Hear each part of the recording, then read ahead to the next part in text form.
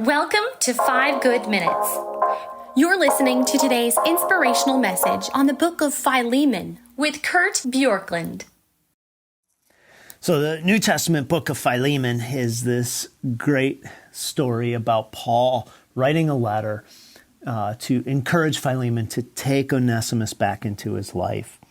And so we've looked at this in part from Onesimus' standpoint, seeking reconciliation. We've looked at it from Philemon's standpoint, what do you do when you've been wronged?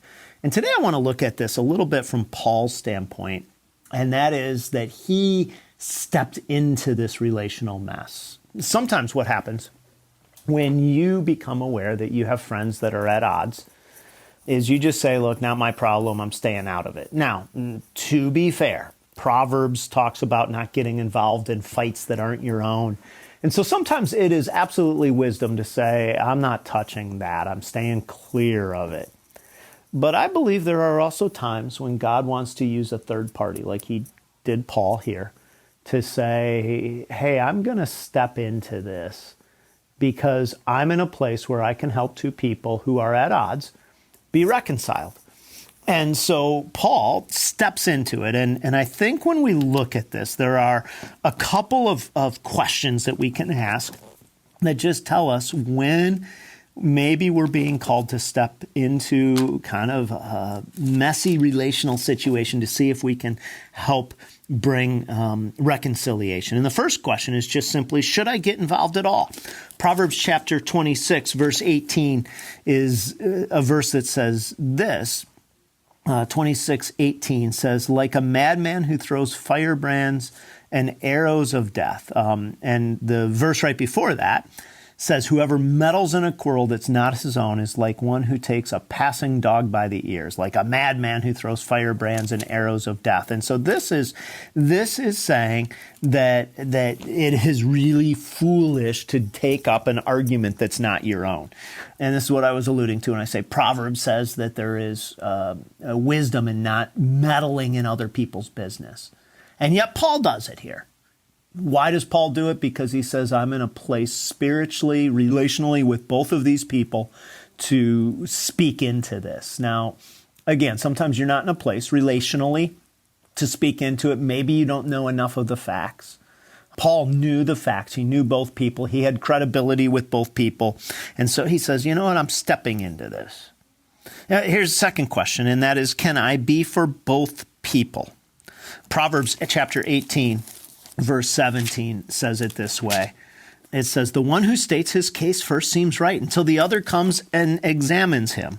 And then Proverbs chapter 16, verse 28 gives a very similar idea. It says this, a dishonest man spreads strife and whispers separate close friends. And so the idea of these is to basically say, can I be for both people? So if you go into something saying, I'm trying to help this one person win the argument, or to get the other person to acknowledge that they're wrong so that these people can be reconciled, then you probably aren't the person to try to step into it because you've already heard the story, taken the side, and you are probably not going to actually help bring reconciliation. Paul was able to say to Onesimus, here's where you were wrong. You need to ask for forgiveness, and say to Philemon, here is what would be the biblical high road for you, even though you have certain rights. And then kind of a third question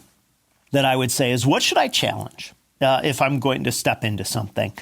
Do I challenge general character, or do I challenge specific behavior, or both? And if you look at this kind of account with Paul, what you see is he appealed to general character, believed the best about general character, but he challenged specific behavior. And that is, I think, a model for when and if you choose to try to help bring reconciliation, to be a peacemaker, to say, okay, I need to speak to this, but I'm not going to assault somebody's character. And here's why this makes some sense to me, and that is when you attack kind of general character, somebody can't help but say, well, wait a second, that's not fair. even if the specific instance points to general character.